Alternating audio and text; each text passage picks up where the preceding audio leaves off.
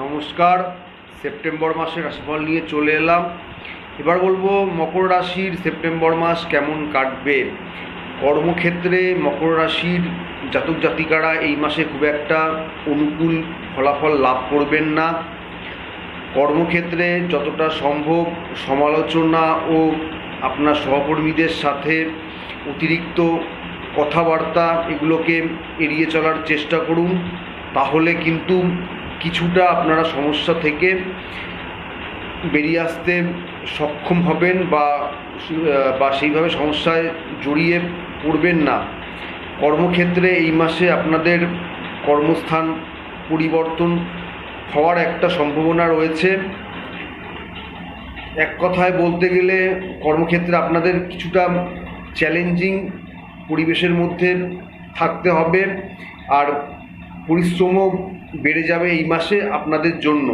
সে সরকারি হোক বেসরকারি হোক, যেই কর্ম প্রতিষ্ঠানে আছেন সেখানে কিন্তু আপনাদের এই ধরনের পরিস্থিতিরও সম্মুখীন হতে হবে।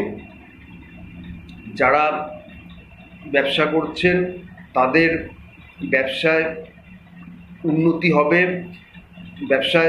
ব্যবসার বৃদ্ধি হবে। এই মাসে ব্যবসাকে কেন্দ্র করে আপনারা একটু বেশি ব্যস্ত হয়ে পড়বেন এবং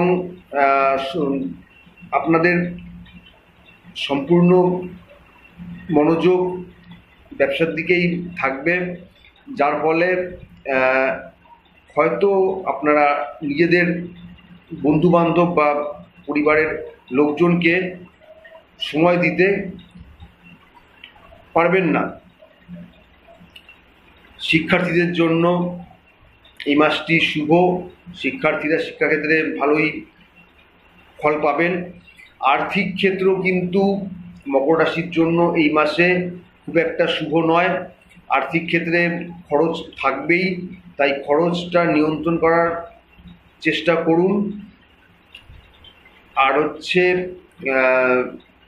কোথায় খরচ করছেন সে বিষয়েও খেয়াল রাখুন।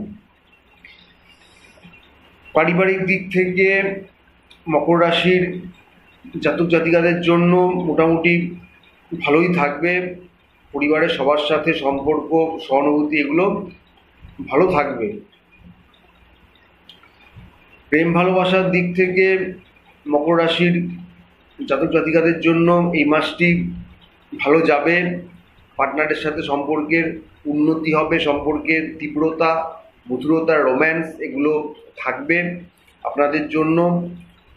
কিন্তু যারা বিবাহিত রয়েছেন তাদের সম্পর্ক ভালো থাকলেও কিছু কিছু ক্ষেত্রে কিন্তু সমস্যা হওয়ার সম্ভাবনা আছে। ঝগড়া ঝামেলায় দুজনেই জড়িয়ে পড়ার একটা সম্ভাবনা আছে। শ্বশুরবাড়ির সাথে আপনাদের সম্পর্ক অবনতি হতে পারে এই মাসে। একটা ঝগড়া হওয়ারও সম্ভাবনা কিন্তু মকর রাশিদের রয়েছে শ্বশুরবাড়ির লোকজনের সাথে। তাই নিজের রাগ এবং আবেগকে যতটা সম্ভব নিয়ন্ত্রণে রাখার চেষ্টা করুন আপনারা। শারীরিক দিক থেকে মকর রাশির জাতক জাতিকাদের জন্য বিশেষভাবে সতর্কতা অবলম্বন করা উচিত। এই মাসে আপনাদের রোগ প্রতিরোধ ক্ষমতা কম থাকার কারণে যে কোনো রোগেই আক্রান্ত হওয়ার সম্ভাবনা আছে। তাই পুষ্টিকর খাবার খান, যতটা সম্ভব একটু বেশি করে জল খান, আর সময় মতো খাওয়া দাওয়া করার অভ্যাস করুন। তাহলে কিছুটা নিজের স্বাস্থ্যকে ঠিক রাখা আপনাদের জন্য সম্ভব হবে। যাই হোক, এক কথায় বলতে গেলে মকর রাশিদের জন্য সেপ্টেম্বর মাস মিশ্র ফল নিয়ে এসেছে।